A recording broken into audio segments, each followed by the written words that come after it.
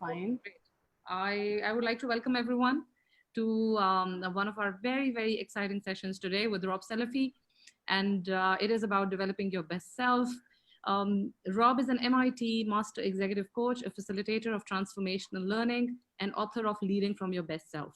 So here it is. Can you guys see it? This is what Yeah. the book he has written, and we will be talking much more about this. Develop executive poise, presence, and influence to maximize your potential. And that's what we have been discussing in the group a lot of times, right? Because we as a group, we believe that each one of us has a lot of light within us, and it's about shining and discovering that light over this journey.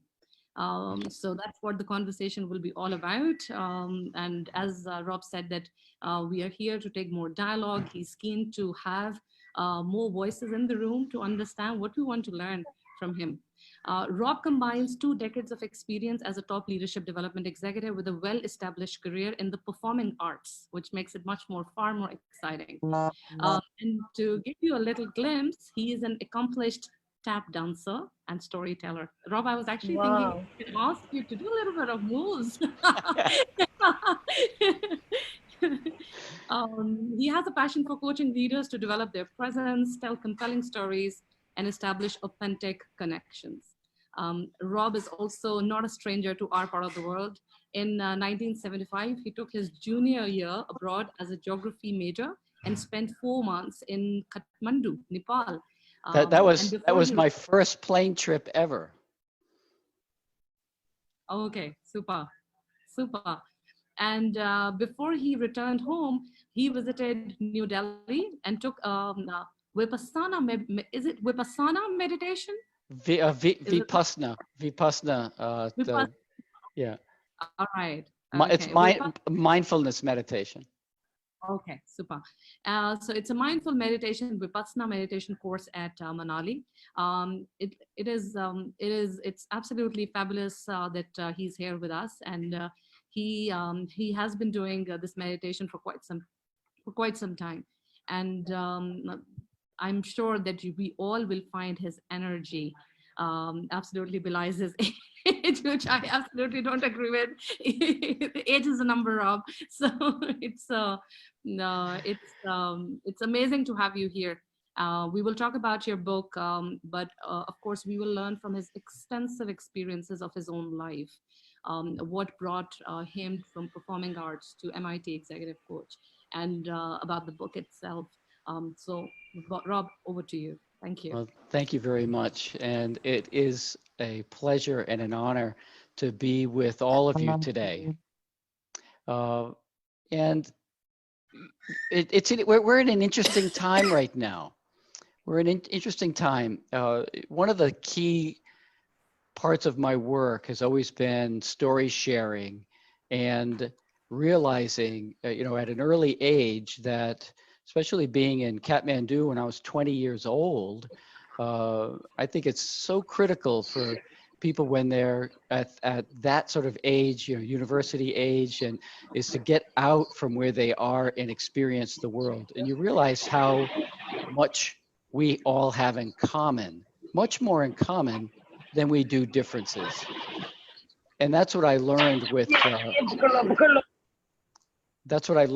storytelling. That's one of the things that I learned and pervades my practice. And it's never more evident now with COVID. I mean, you look, I had a virtual session at MIT this past week. I had someone from Shanghai, I had someone from Singapore, I had someone from Europe, and everyone is impacted by this COVID-19 health crisis. Everyone is. And the thing that I learned yesterday on a coaching call was that even though we're all experiencing this in our own way, it is where each of us are experiencing it differently. And so I came up with 3 principles for leading in a virtual environment: get present, get personal, get productive. And that getting present is one of the core principles of my work, and it's one of the core principles of theater as well, is if you go to a theater show, you sit in, you think about the last show, if you've ever been to the theater, you sit down, you watch a play, you watch whatever, it's a musical, and you walk out, you say, wow, wasn't that amazing? It was energized. They brought everything to it. In order to make a performance be electric and alive, and because you have a live audience, you have to be fully present. So that's a discipline and a practice as a performing artist that we were trained in. Actors, theater people, performers, you're trained to be fully present. So when we're leading, how can we be fully present with others? The next one is getting personal. And that means allowing people to check in where they are. I'm sure all of you, if you're doing virtual, using Zoom for meetings, sometimes you can jump right in for the sake of efficiency, jump right into the action, jump right into the content. But I think, and you're probably all experiencing this, the more you can check in personally and find out where people are, where they're at, and allow them to get present with you. I was on a coaching call, it was a team call this week as well, and there was one fellow who, you work on a team, it's a pretty big technology group, and come to find out, his wife had contracted coronavirus, and she was just getting well.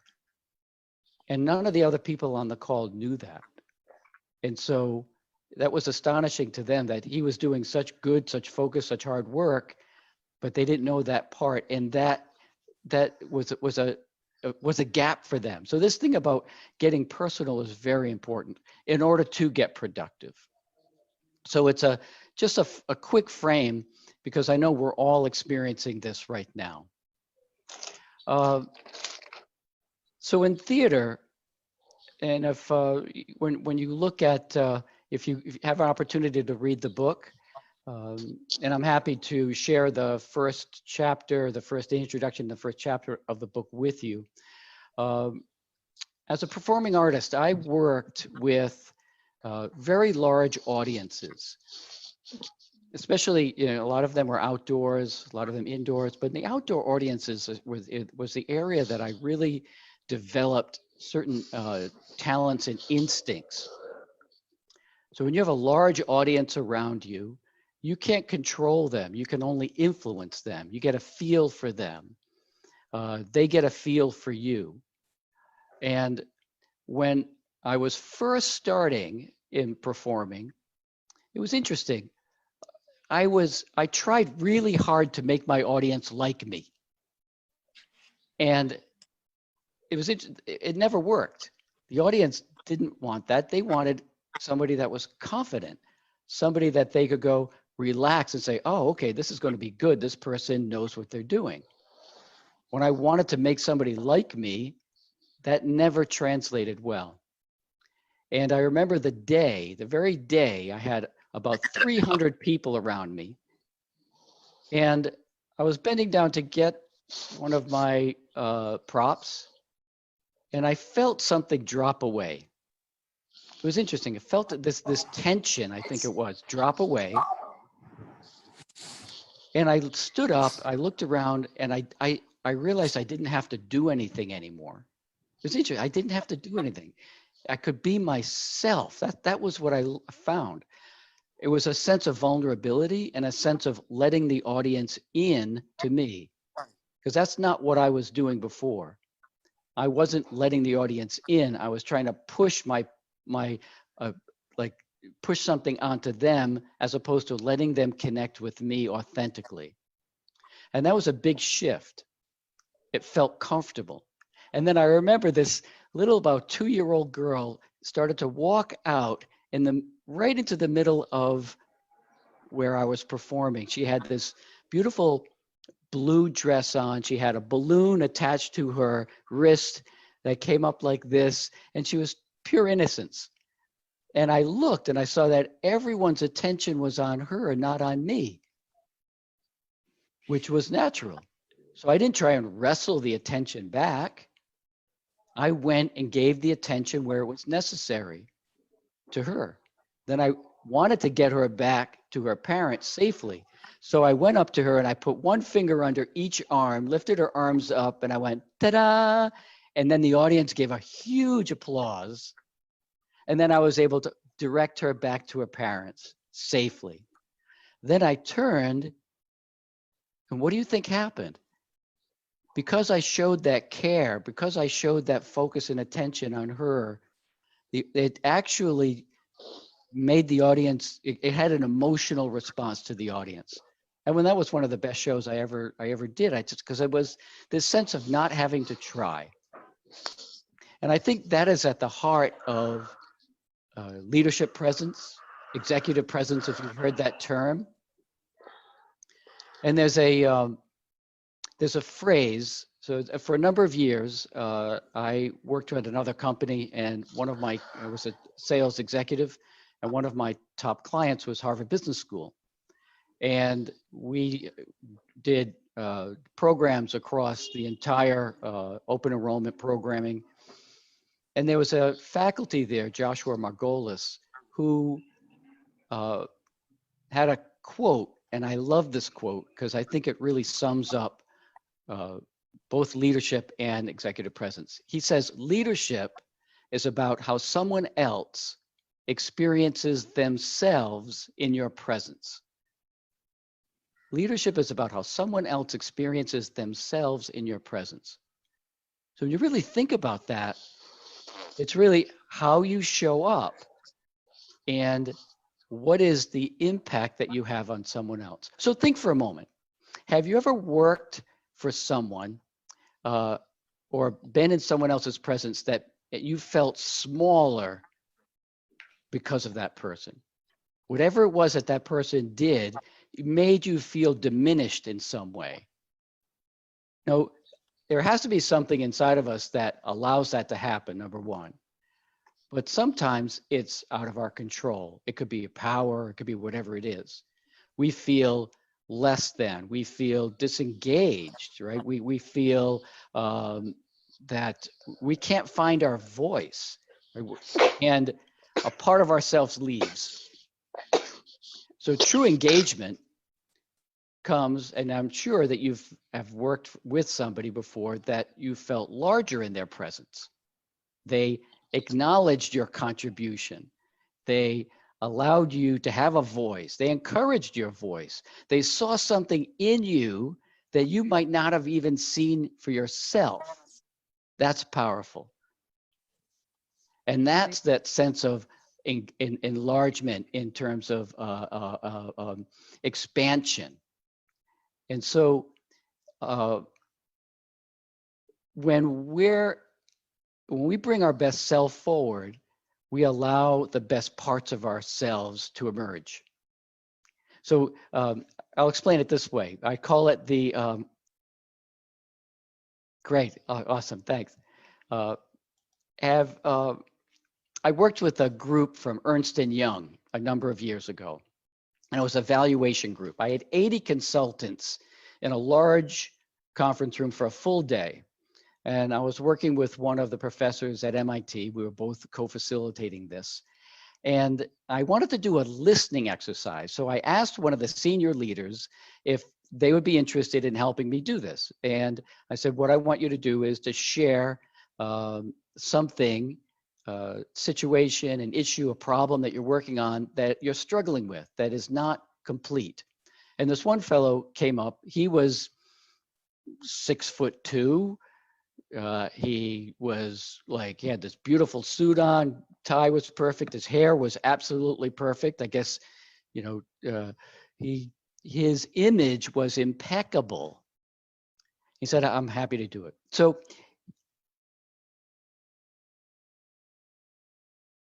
Rob can't hear tie. you. Okay, you're back. He loosens it. He came on stage. He took his coat off. He loosened his tie, and he explained his situation. We did the exercise. It worked perfectly. He came up to me at the end of the day, and he said, "Rob, can I have a word with you?" He said, "Thank you. That was one of the." I said, "Why?" He said, "That was one of the hardest things as a professional I've ever done." And I was confused. And I asked him more. And I said, "Why?" And he said, I have, for the past 20 years, been working so hard to develop a professional persona, this veneer of invincibility, that I had to have all the answers, that I had to be perfect, that I had to be the person, because that's what leadership meant to me at that time. Said it was never comfortable. It was always a level of tension. And we would never get to the real truth of the matter.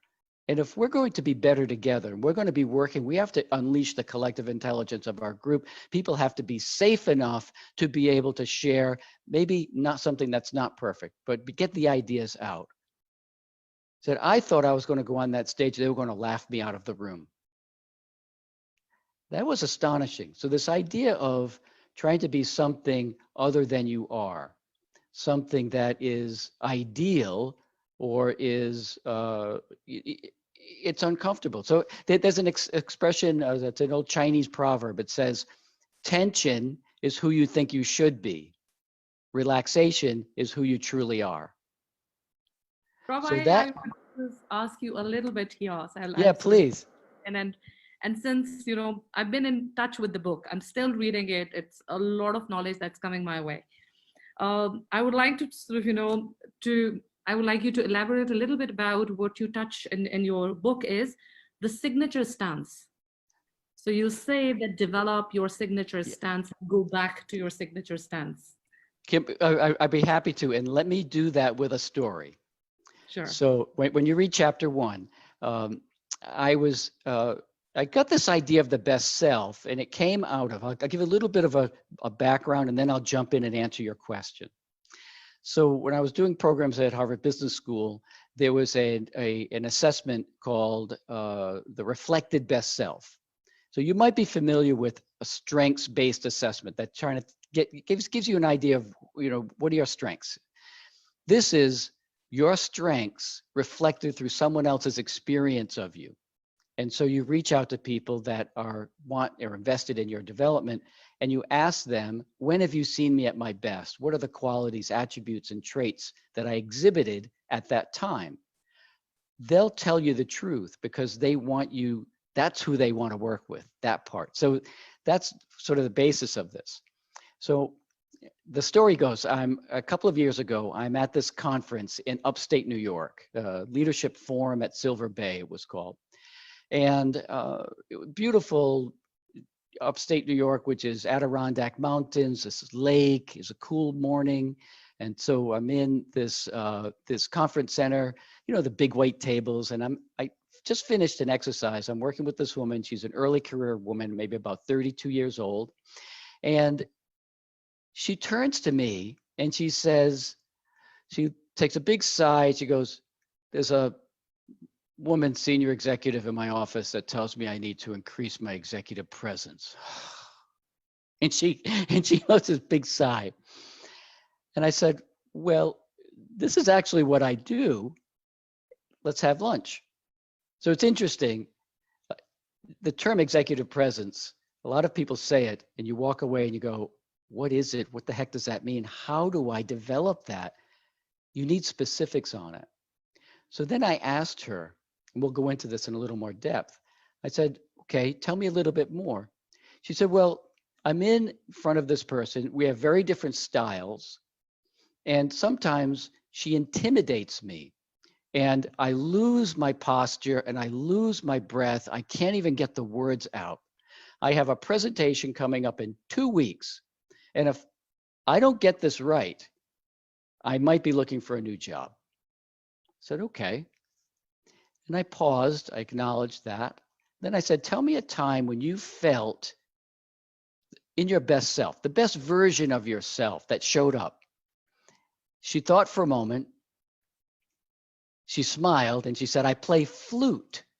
I went, oh, okay. No, I understand that. I played a lot of musical instruments. I like arts-based approaches. So I said, stand up for me and show me what it looks like when you play flute. So she stood up and she had this posture like this. I'll get up a little bit more. And she took her instrument like this. And it was strong. It was powerful. It was confident. I said, how do you feel? She goes, I feel great. I feel confident. And I said, wow, why? She goes, well, this was not easy. This took discipline and practice. That's what I like about the arts. It takes discipline and practice. So this powerful stance, I asked her about her voice. She goes, I have no problem with the air because we were trained to play to be heard. So that means we have to really be strong with our breath control. Then she got really excited. She said, and we were part of a marching band in New York City, Columbus Day Parade. They have the huge, all the different bands. We won the band every year in high school. We won. I ran the flute section, and I was hard and tough on my group. I would say it's not when you're playing that counts. It's when you're not playing that counts, because the judges are there, and there's a quarter point off here and a quarter point off there. That's the difference between winning and losing. And then I saw her kind of go like this a little bit. And I went, okay, now what are you doing? And she said, I always have a piece of music in my mind before we go, because that gets me in the groove.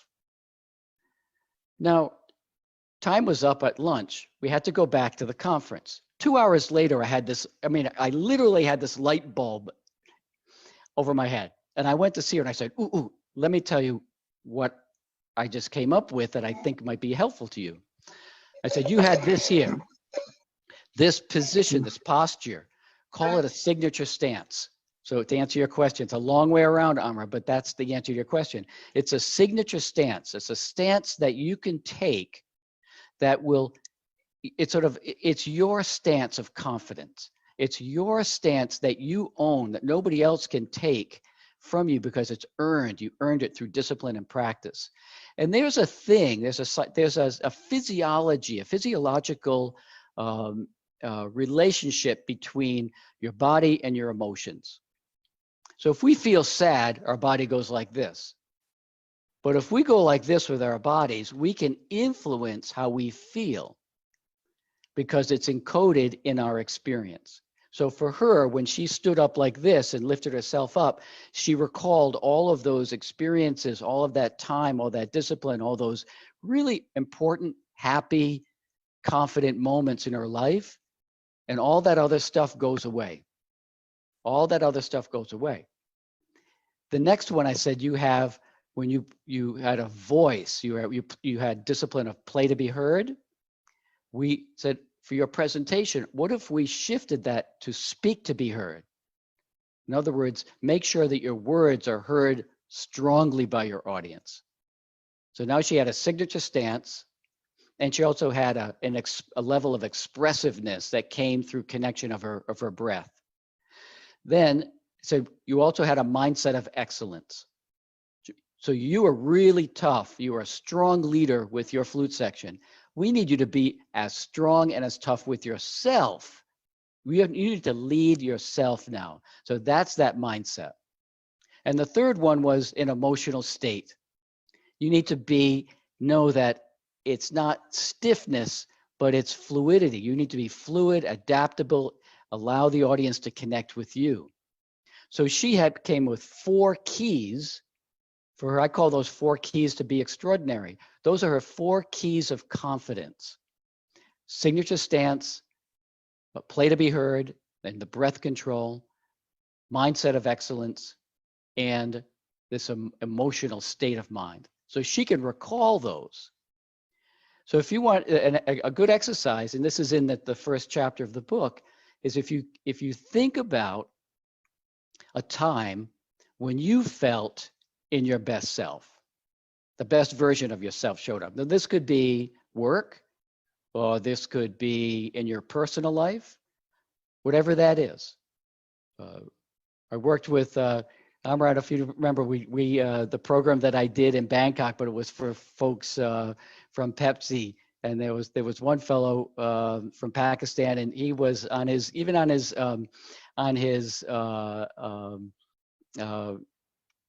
email, he has a picture of these big trucks, You know, he races he goes cross country, you know, these desert races. So for him, this sense of power that comes from behind a truck, for him, there's a really strong stance. And for everybody, there is. I particularly like ballet. My daughter's 14. She's been doing ballet since she was 2. And when I see her warming up, like right now, she can't go to ballet class because we're at home. So every day from 4 p.m. to 6 p.m., she is online, and all of her teachers are very committed. So they teach classes online. When I see her standing there with that posture of at the bar posture, that ballet posture, it is so strong. It is so confident. So we can find these signature stances in many places, but it's usually the place where we feel most confident, most alive, most engaged. Brilliant. Rob, Any, I would like to have one more sure, question on the same thing. So please. when we are talking about being personal and be the best of you are, there are a couple of areas where people seems to struggle, and one of that area is the way of storytelling. So you have very personal story to yourself, and that story that you tell to yourself is almost coming true when you're talking to other person.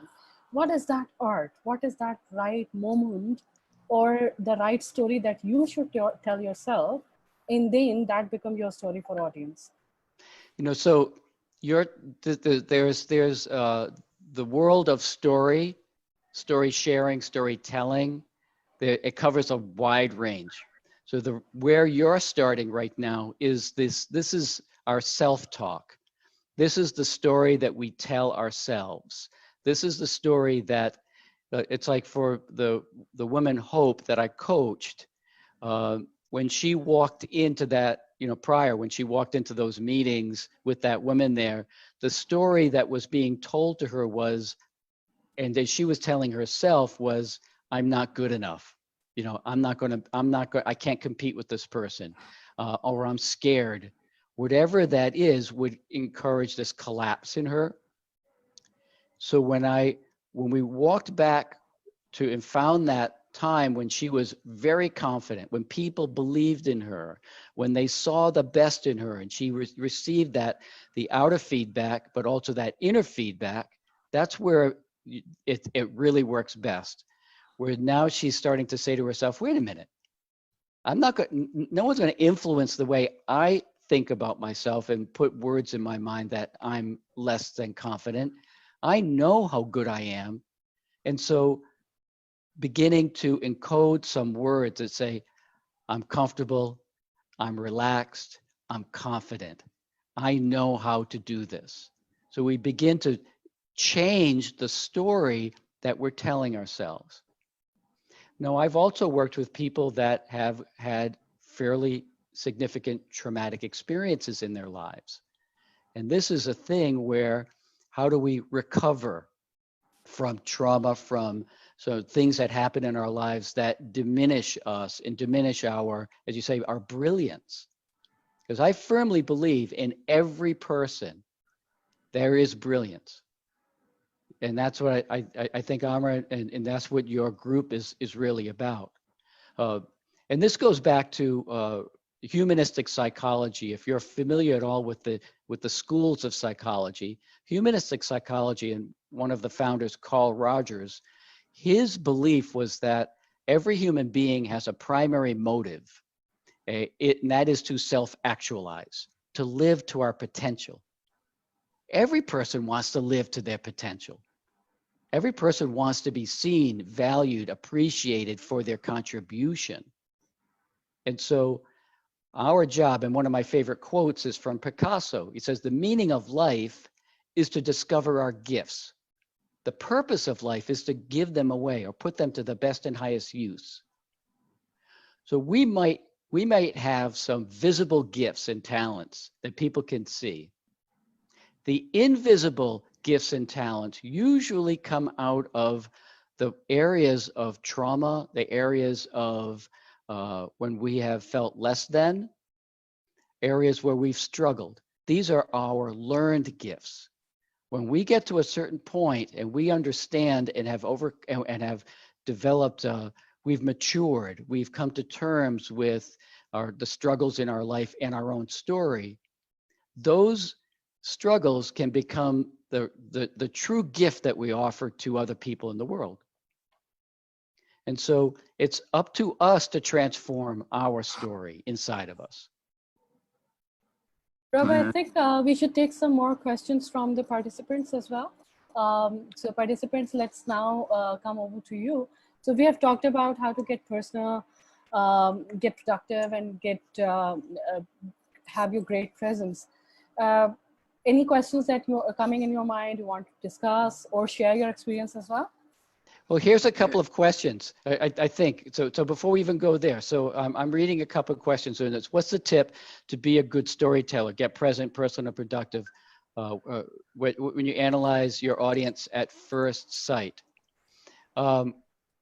So let's talk, I'll answer that last question first. You know, how do you analyze your audience? If you can, and you know the audience who is going to be there first, it's always important to understand the makeup of the audience. If it's a small group and you know the people, then you know the perspective that they have. You know the questions that they have. You know the lens through which they're going to be viewing and interpreting what you're saying. So always tailor your message to your audience. If there's a small message, tailor it to them, even personalize it to them, as opposed to just presenting ideas from your point of view.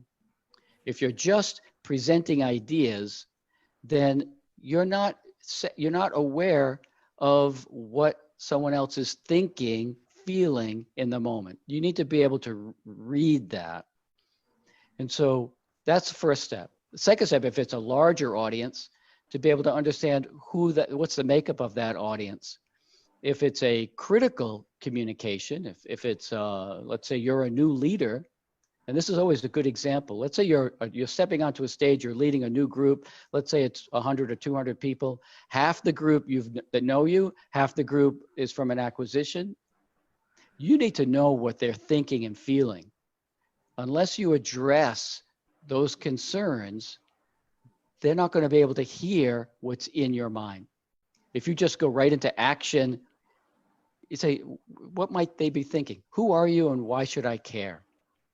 What's going to happen to me? What's going to happen to us? Am I still going to have a job? All of those things are what it means to get personal. If from a leadership storytelling perspective, let's just take storytelling from a leadership perspective. What do people want to know about you as a leader? Who are you?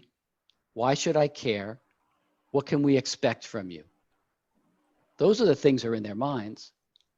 So if you know your values as a leader, then this goes back into the question before about the story that we tell of ourselves. When we know our values, our leadership values, our career values, whatever those are that guide us, that's our internal self-awareness process. We need to be able to develop an internal self-awareness. And then when you can stand up in front of a group and say, let me tell you first about who I am and what you can expect from me. And if you say the 3 core principles that I have as a leader are to instill confidence, kindness, but also accountability and consistency. And say, let me tell you what I mean about this. And then you drop into a story. So let's say it's and I got this story. I'm going to share someone's story right now about never giving up.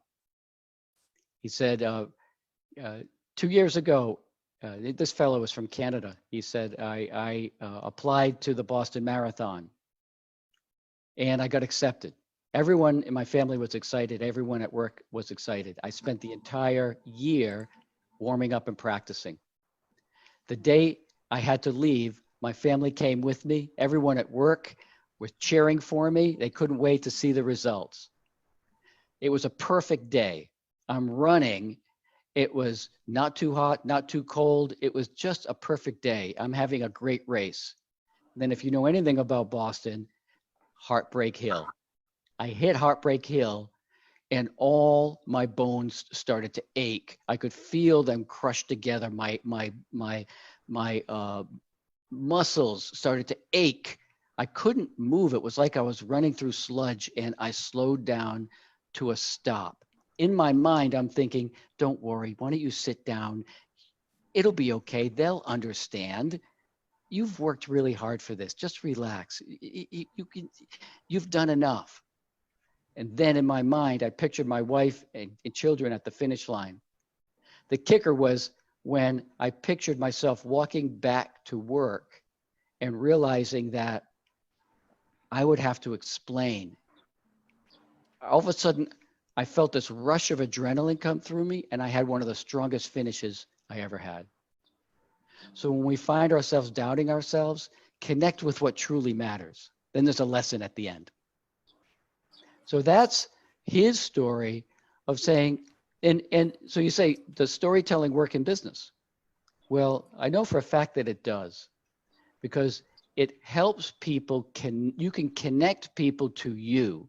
You can connect people to a sense of meaning and purpose in their life about their work.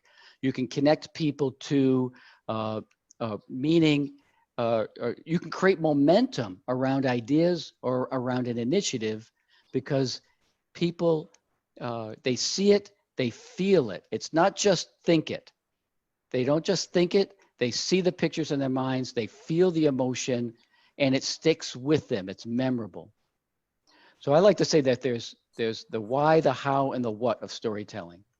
The why is that stories are engaging, they're relevant and relatable, and they're memorable, they're easy to be retold. The how is the structure of a good story and to be a storyteller. And the what is the right story for the right moment. So those are the three premises that I like to work on, and I like to work on with people so that they really understand how to construct a story. You know, having a main character, a worthy goal. You have to have a goal.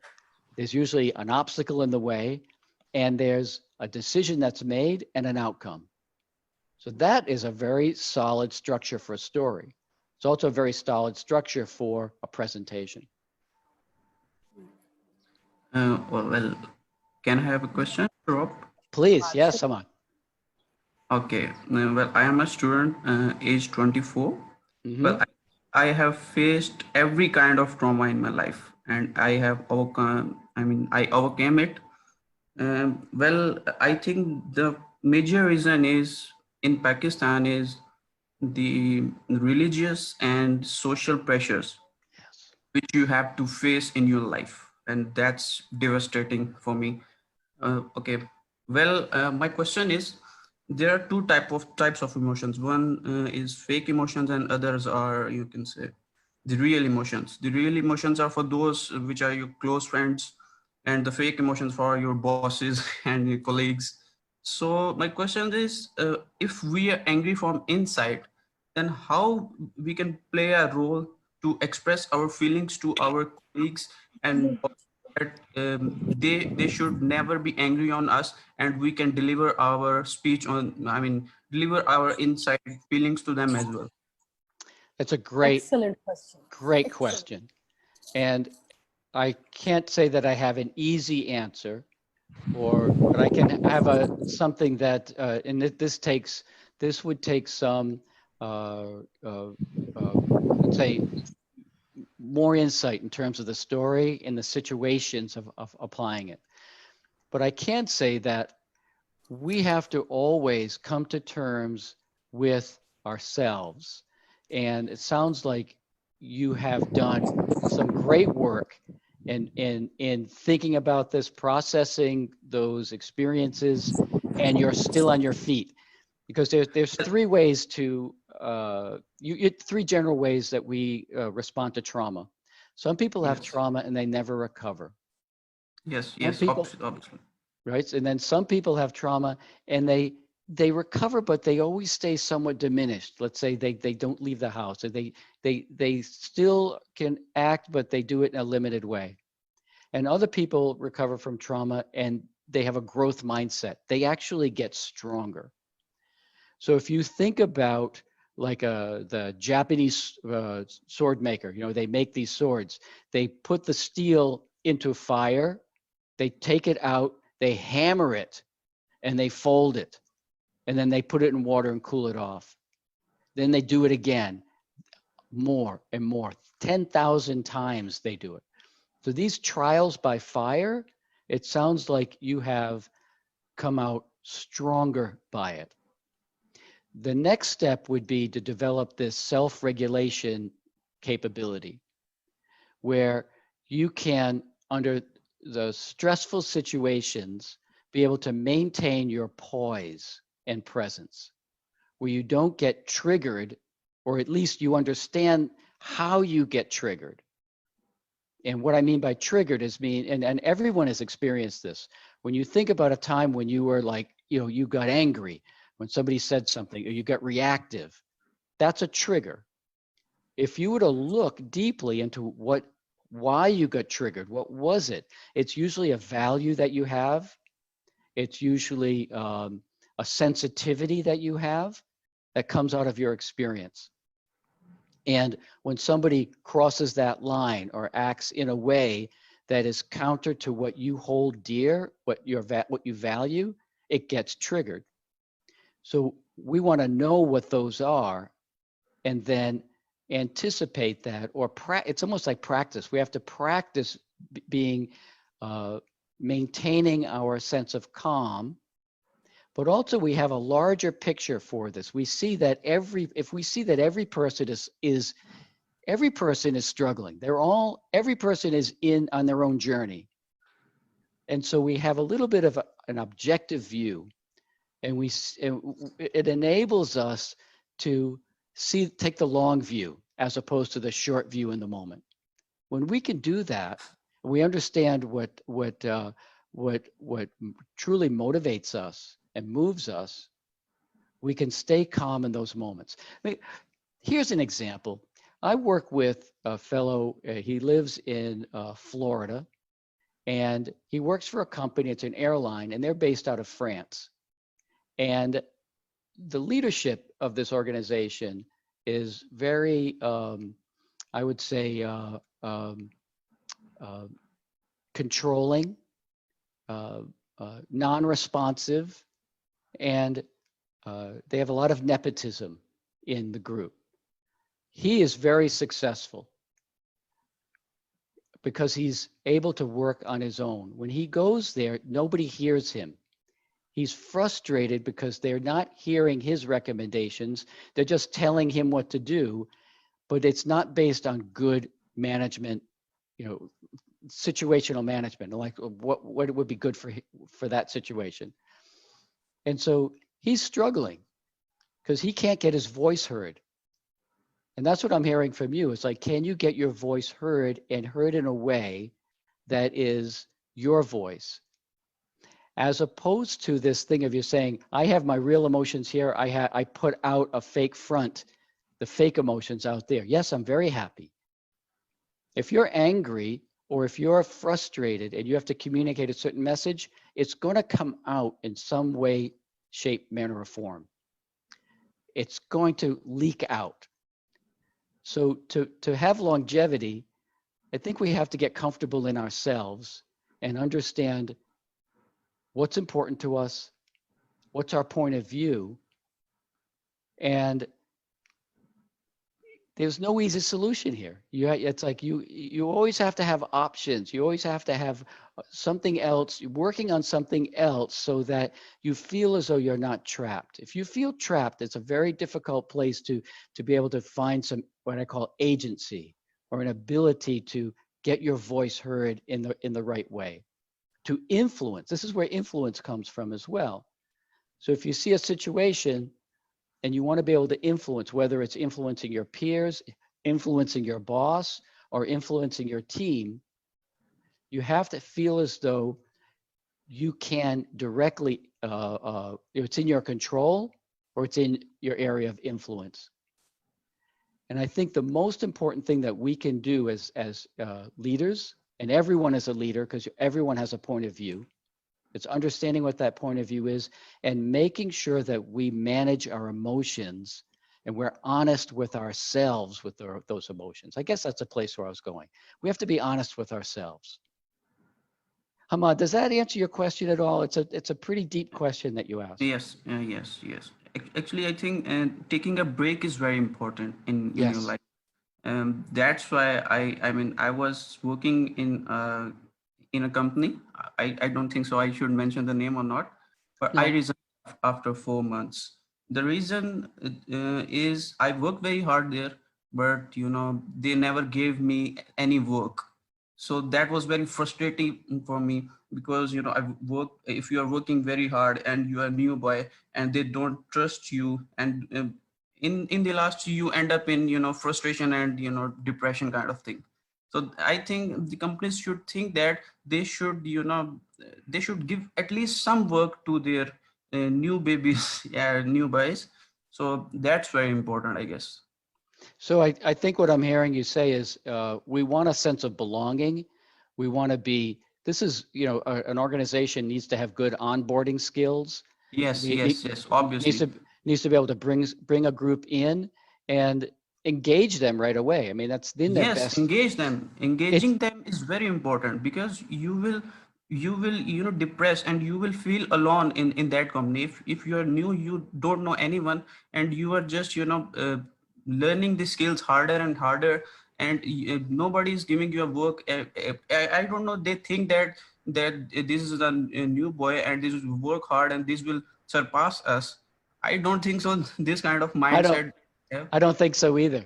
And it's not very smart management skills that they're displaying, because they're disengaging, right? They're not engaging. They're not putting.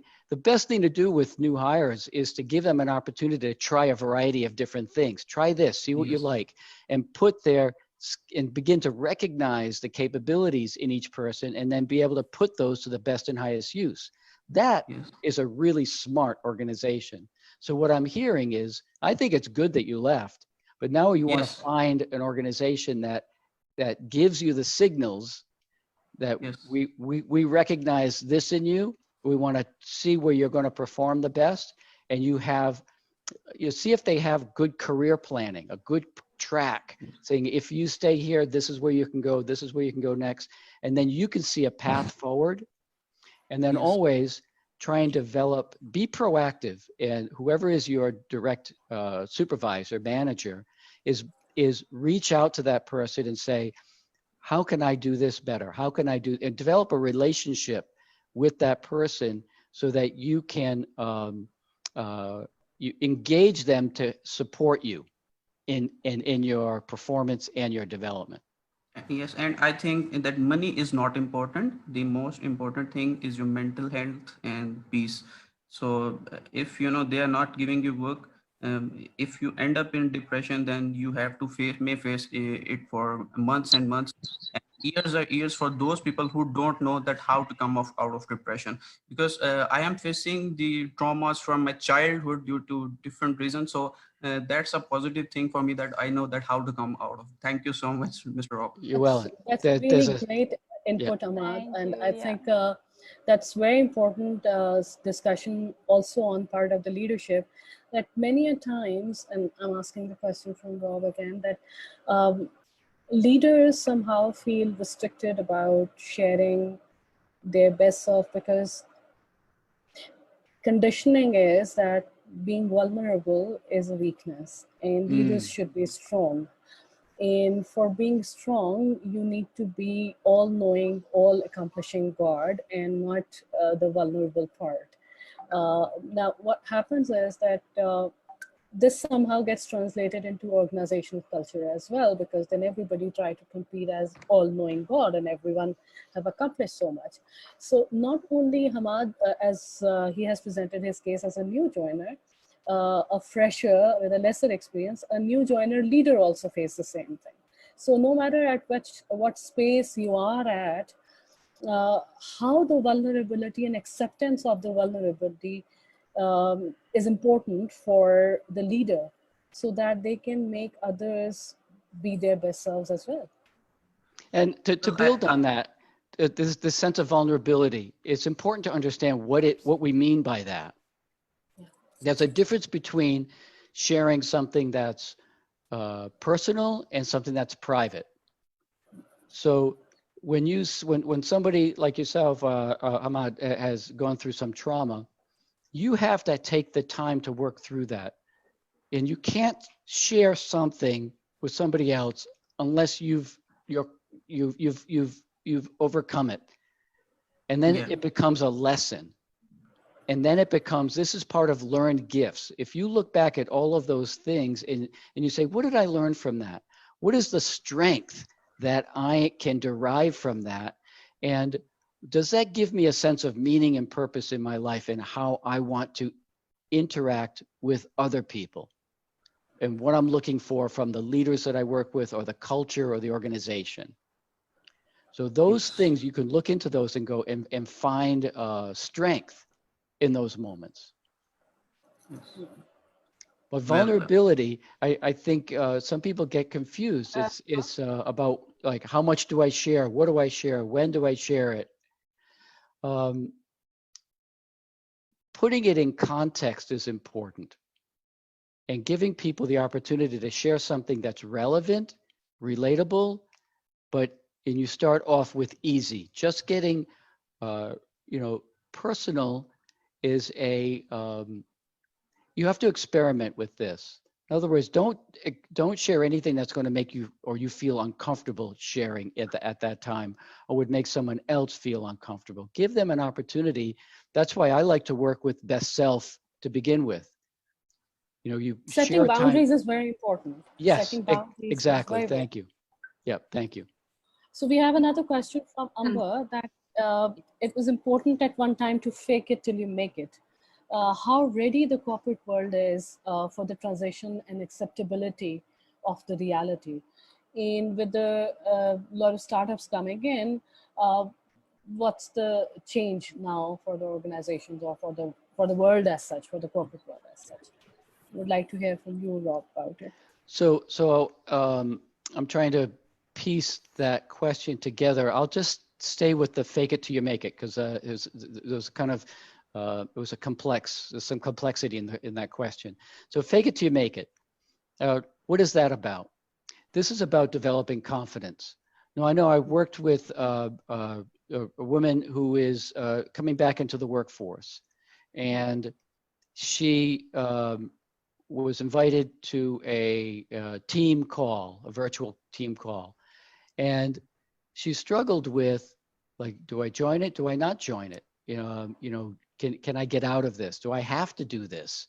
And I encourage her to do it, because anytime that we have an opportunity to show up and just challenge ourselves, I think it's worth doing. So she ended up doing this. There was supposed to be about 18 people. Only maybe 7 or 8 showed up. Most of them were the people that were in positions there. But I guarantee you that she challenged herself in such a way that will build that'll build a more solid foundation for her the next time she needs to do this. So we have to challenge ourselves. So that means that's where the signature stance comes in. Stand a little taller. Be relaxed inside of yourself. Maybe have a couple of things in your mind that you can talk about, ask questions about other people, a couple of things that you can share about yourself, and then step into the fire. So that's, rather than walk away from an opportunity, step into that opportunity. Every time we do that, we're going to be stronger for it. We have another question from Great. Shamin on the Facebook as well. Leadership styles could be situational. Yeah, I was going to talk about that. Okay, great. What if you are assigned to lead a group, these values not matched with you, or say they have values opposing your own value?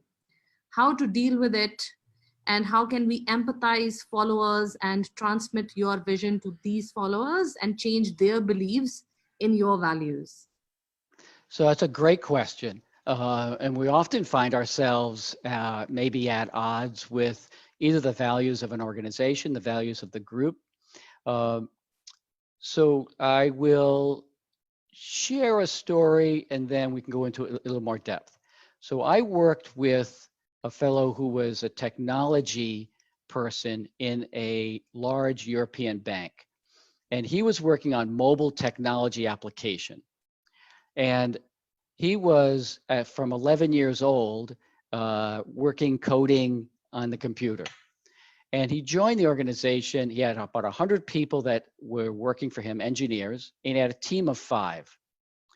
And he said to me, I'm very uncomfortable with an organization. I'm very uncomfortable with growing in this organization. I see other people take a role, get to that next rung, and they change. All of a sudden they become something, I don't even know who they are anymore.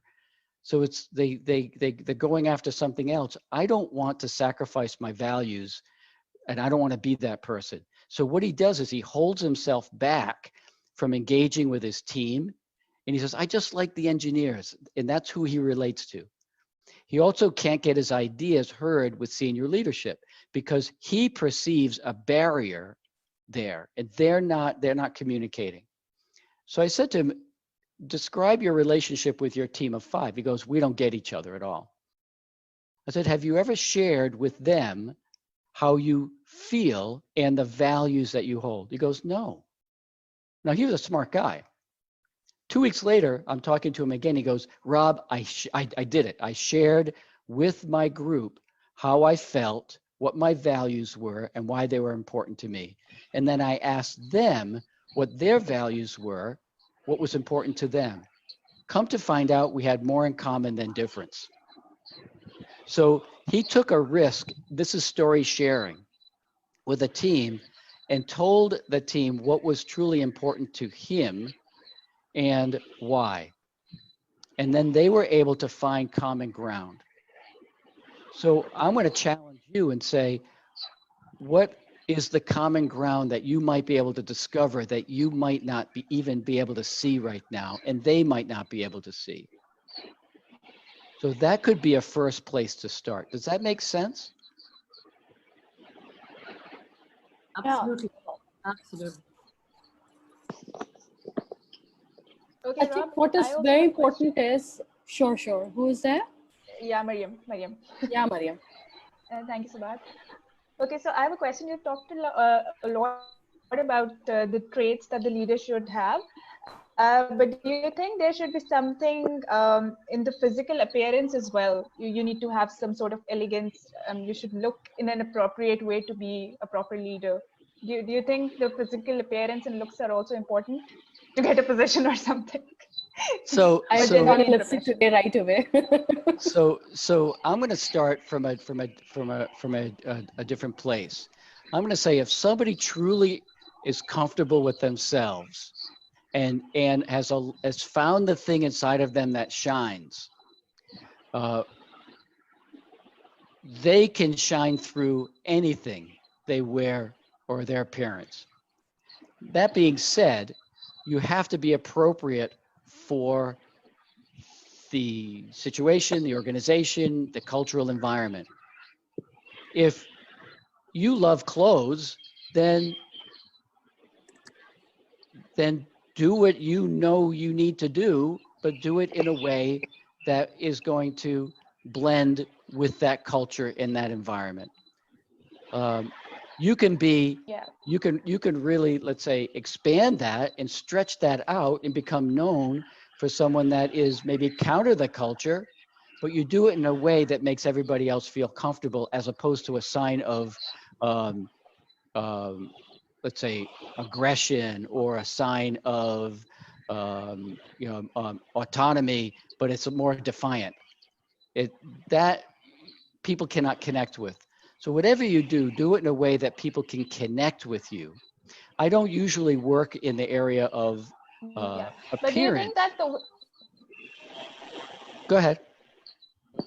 Yeah, but do you think that people need to have a certain type of personality to be a leader? Boy, I'd love to hear other people think that, what they think. I've seen so many different types of leaders, so many different ways of leading.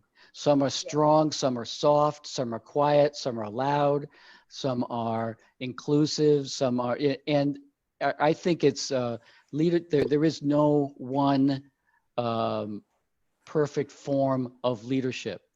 Now, situationally, we have to become adaptable.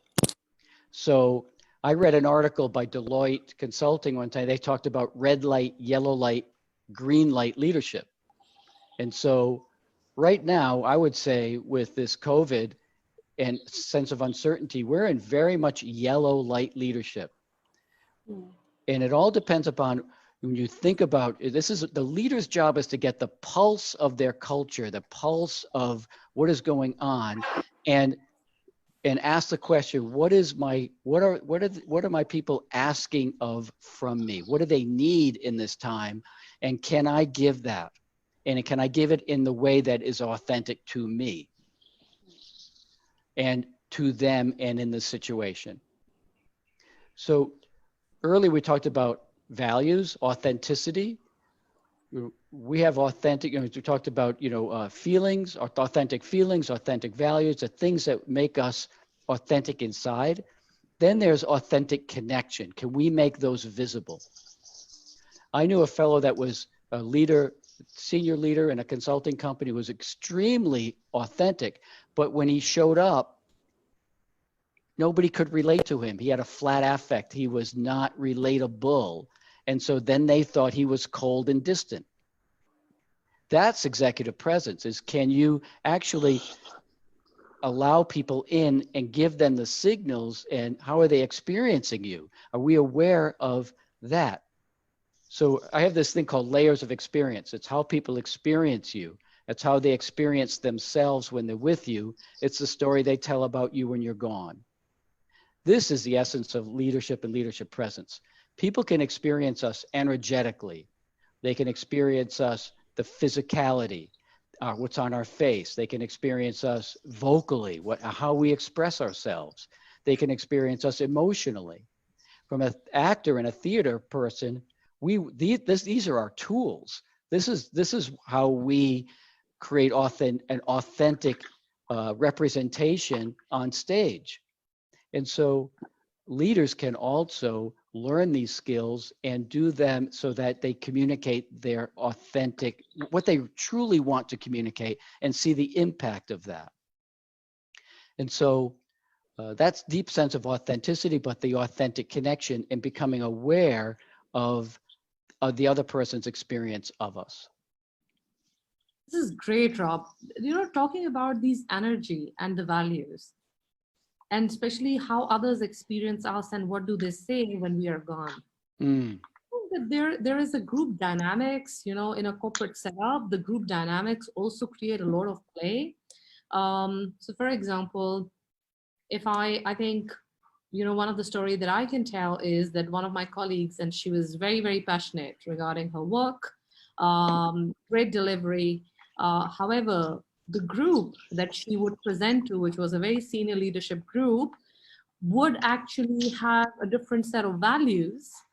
And afterwards, when she left the organization and you look back, she thought that the feedback that she was getting on regarding her passion and, being the delivery was actually just because the values and the personality, the energy, primarily the energy, was not resonating same in the group.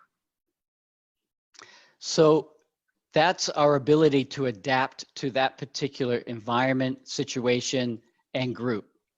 So we have to be aware of, if we're passionate, we want to be able to channel that passion in a way that is going to resonate with the people and what is important to them, if we want to influence them.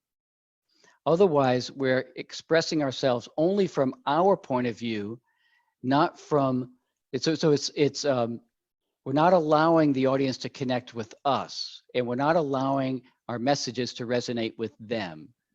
So if we know them, we know what they value, what's important to them. It's important for us to adapt our message to that audience without compromising what's important to us. So that means sometimes if we're passionate, maybe that comes out and it's overly expressive and the person gets a little bit, so that's learning, so that's the self-regulation technique, is being able to be calm, being able to present information in a particular way that answers the unmet question in their minds. What's the lens through which they're looking at that information? And so that is a seasoned presenter, being able to really look and go, okay, what is important to them? And what's my point of, without sacrificing your point of view. You have to have a point of view, but you have to communicate it in a way that you have to open them up to your ideas first. Because until you open them up to your ideas, there'll be a brick wall. You won't be able to get through that. So you have to acknowledge what is important to them. And this is narrative frameworking. This is story development. This is how you begin to frame what it is you're expressing, painting the picture. So you get them to see what you want them to see, and then get them to ask the question, tell me more. When they can understand if something is important to them and you can paint that picture that says that's under threat, they're going to go, well, how do I prevent that? I'll have an answer. So it's getting skillful with narrative frameworking and carving a message in a way that opens them up and gets them to ask you for the answer. Super. Thanks, Rob. Thank you. And also, if you're, no matter how you are actually influencing one way or the other. Being more mindful of your presence in what part of it is more helpful to the other, because you are being compassionate to the other person, you're being empathetic to them. And when you are being empathetic to them, you're also being compassionate to yourself. So that goes hand in hand. Once you are more mindful of your presence, you can create greater impact. You can create that sensitive value of you, which actually let other people experience you the way you want them to experience. Yes. Rather than they are experiencing you in their own way. So somehow you need to go back to the creation of the characters in drama relevant to your, obviously you are more, I think, relevant to that example. But even the dramas and the movies, the entire character play is developed to influence and create that impact. And one way or the other, even some non-influential characters impact the entire story somehow. So it depends a lot what story we want to write about. But I have a question on that too, that sometimes even when you're creating the story and you're trying to relate to people more, there is also a hindsight of you yourself disconnecting from what you truly are or you truly hold important to. How do you create that balance of inner self of satisfaction with the connection with the people who they want to Sure. you to be? So I'm going to go back to story and use story frame. So the protagonist, the name of my company is Protagonist Consulting. And so protagonist is the main character of a story. He's also the person that drives the action. Not always though. But in terms of our leadership development, we are the main character of our authentic story. And sometimes we are the main character. Sometimes we're a supporting character in a larger story. Sometimes we're just a bit player in a larger story. And we have to be comfortable with that. We have to be comfortable that we're in support of that larger story.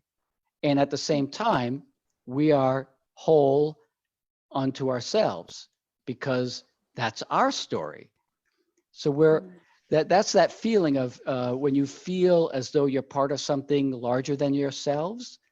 And I think we've all have felt that That's that feeling of being inspired. That's that feeling of feeling like my contribution matters. And that takes a, it's synergistic. That takes a, an ability to be able to put your effort in support of a larger cause. So where does this come into, what I've seen this come into play is when senior leaders of an organization still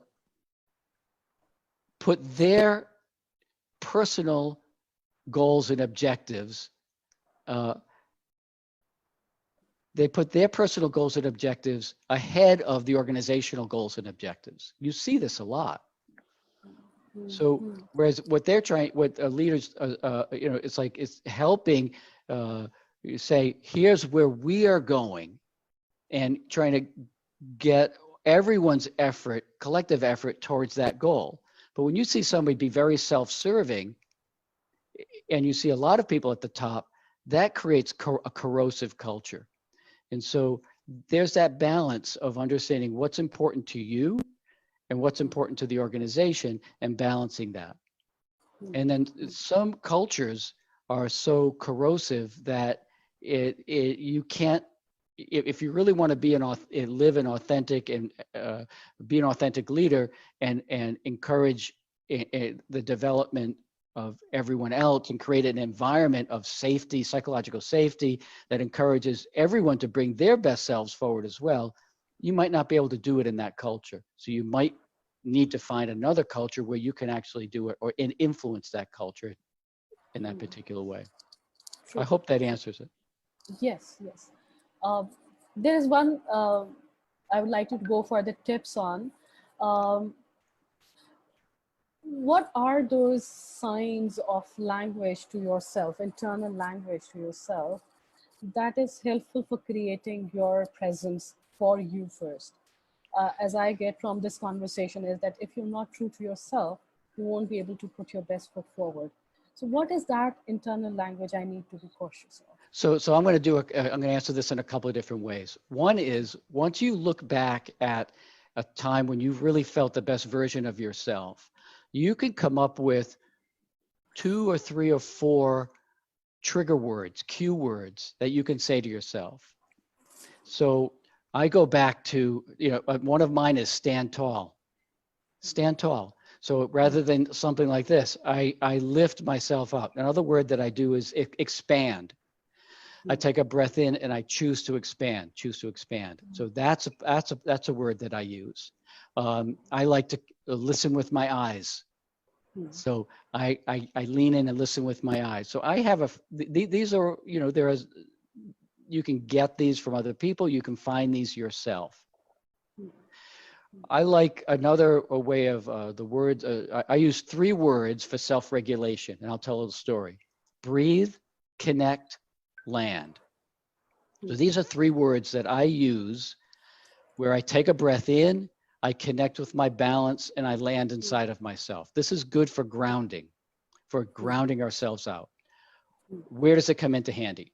So I'm working with this group in Washington, D.C., and it was a financial services group, and it was a technology group. And one of the women led the cybersecurity.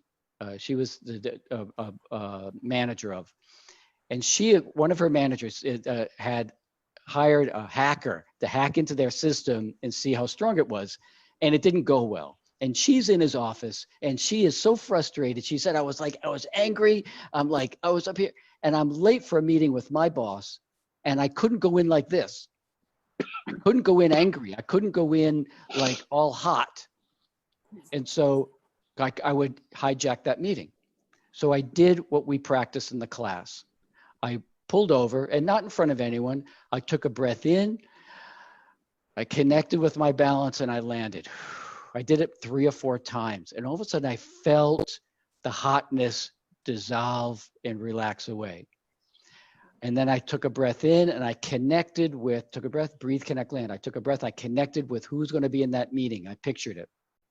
I connected with how I wanted to walk into that meeting and the presence that I wanted to walk into that meeting with.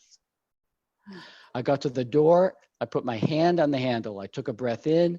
As I stood, opened the door, I walked over, I connected with everyone in the meeting. I breathed out, I landed, I closed the door, I sat in, and I was calm. So that is mastering the art of transitioning. A really important part of presence and how other people experiencing you. Because she could have gone into that meeting, hijacked the whole meeting.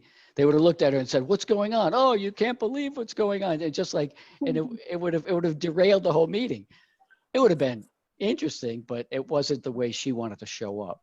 So we can control that. That's within our control. That's mindfulness training. That's that discipline. Yes. Hi. So Hi, Bilal. Bilal here. Robert, a very quick one though. How do you define success? And the relevance of this question is basically this actually defines your efforts, your limits, and your boundaries to your dreams, or where do you want to reach? So the question is, how do you define your success? This is a great question. It's a deep question. And I'm going to start with an exercise that was one of my favorite exercises in business school. And I do it in all of my classes. I say, what were your top 3 values? Either career, I'm going to call career values. What were your top 3 career values 10 years ago? What are your top 3 career values now? And what do you see as your top 3 emerging career values? So if I were to ask you, Bilal, what's your number 1 top career value 10 years ago? What was most important to you then? Okay, so 10 years back, I was working with one of the trading companies in Tokyo called Mitsui. And at that point in time, I always wanted to be a part of their financial system. And I mean, that was one of my dreams, which I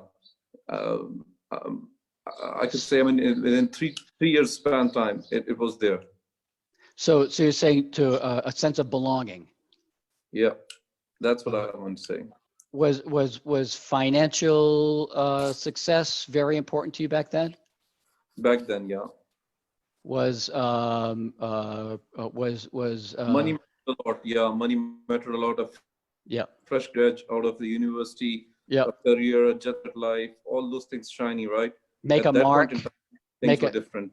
Priorities were different. Dreams were different. Yeah. Yes. So now, what are the top 3 values, career values now that are most important to you? Well, things have changed drastically now. Yes. So you define success differently now. So what are your top 3 values? So satisfaction. That's what satisfaction. Okay. Satisfaction from what? From whatever you do, where you make your presence felt, and where the work that you do is actually making some sense these days. So contribution matters. So satisfaction from the contribution and influence that you can have. Correct. Great. So what do you anticipate? What do you see growing in you? And I asked the question, what are you in the process of becoming now? What type of leader are you in the process of becoming? And what do you see 5 or 10 years out? So I'll give you a very quick example of what I've been doing. So I was with Standard Chartered Dubai for last 16 years. Last year, or about 2 years ago, I felt I was too much galvanized with the system, with the entire financial banking system. I was an investment banker back in Middle East. And I could actually see my growth graph stopped. I wasn't growing anywhere. I was stuck in a queue. I was director for international businesses, but that was it. And I could not grow further. And that was the point where I realized I need to take a break. As Hamad just pointed out, there's a time where you need to take a break. You step back, you leave everything, and you switch. That's what I did. So I work with a lot of, at MIT, I am involved with the EMBA program, the Sloan Fellows program. These are the mid-career leader programs, 35 to 40, early 40s, where individuals like yourself have taken the break. And they go back and they say, it's not just technical updates, but it's more about what you talked about, which is what is important to me? what do I really want? What truly motivates me? What type of contribution do I want to make? What type of a leader do I want to become? Where do I want my contribution to matter? And when do I do my best work? And so that's that place of taking a pause point and asking yourself those great questions to reset the course of saying, okay, now I have enough experience to say what I want, what I don't want, how I want to interpret it, who do I want to be, and then you can reconfigure your career journey to Exactly. be able to give you that satisfaction and success. Where you have actually grasped so much of experience from different verticals. For example, Yes. I've worked with the cement industry in Paris. I've worked with the media industry in London. I've worked with the trading industry in Tokyo. Yes. Coming back to the point, now where am I going further with all that? Now I can actually apply all those experiences into an industry or vertical where actually I could make, Yeah, brilliant. And so that's what as an executive coach, that's what I do with a lot of folks. So I just got certified in a new assessment called PRINT. And it's not a personality assessment. It's not a behavioral assessment. It reveals one's unconscious motivators. And when your unconscious motivators are truly recognized and satisfied, we are able to bring our best self forward and put our best contribution out. When they're not being satisfied, then we start to get frustrated, angry, all of the shadow behaviors start to come out. And so by knowing what we look at our experiences, we say, well, I really enjoyed myself back then. So why? Oh, I had a sense of autonomy. Oh, okay, great. What else? I could influence strategy. I could influence the direction of the organization. Great. So you look at all of those criteria and component pieces, they're all satisfying those unconscious motivators. So you take that composite and you go, okay, where is it going to be best? How can I put my, again, going back to the humanistic psychology, take those talents and put them to the best and highest use. So that's the process that I like to work with folks and say, I have this image of a road. And I say, you come to this situation right now with strengths, gifts, talents, experiences. You have a goal. What is defining that goal? Like, what's aspirational about it? What's meaningful about it? You have a vision for yourself as a leader. What are you in the process of becoming? And then you look and say, what talents, gifts, capabilities do I have that are going to be working, I'm going to bring with me? What do I need to develop? Are there any personal barriers or environmental barriers that I need to identify or overcome? So then you have these superordinate goals, the top end goals, a vision for yourself. You have the strategic goals, your pathways, and then you start to have these immediate goals of experimenting and saying, okay, I'm going to try and grow. So it sounds like personal growth is a foundational value for you all the way through your life. So when you can continue to grow, and whether that's intellectually, personally, whatever that is, anything that you have has to give you opportunity for that growth. Noted. Thanks, Rob. Thanks. That was quite a thing. You're welcome. So we're right here at the end. What I wanted to tell everyone is if you go to pretty soon, I'm going to have a landing page, leadingfromyourbestself.com. And I have a number of offers that are coming. One is and I'm going to work with Amra on this, an annotated version, audio version of my book that you can take and read along as you're reading. Another is a series of virtual classes in leadership presence, leading from your best self, leadership storytelling, and executive coaching. And then also an offering of one-on-one coaching. So if you like the conversation and you feel as though you'd like to explore a little bit more, I'm more than happy to explore that with you. That's fantastic, Rob. Totally excited to be on the page and go through more details. I think that's where we end the session today. I think from my side, you know, the ending comment says there's so much to learn. Life is a journey, and it's too short at times. We feel that way as well. But just advancing ourselves in terms of developing the best self, knowing our own self, what our values are, what do we want to be, you know, as an aspirational, and how do we achieve the best version of ourselves to be the best. I think that's what keeps us alive, and that's what keeps the journey extremely meaningful. So thank you very much, Rob, for being with us today. Thank you. You're entirely welcome. And people can, if they want to just have a question, Rob Salafia at protagonistconsulting.com. That's my email address. Super. Cheers. Thank you all. A pleasure. Thanks. Thank you. Brilliant. Great session. Thank you so much. Thank you everyone for participation. Thank you, everyone. Great having you all. Great. Bye-bye. Bye. Thanks so much. Thanks, Sabahat.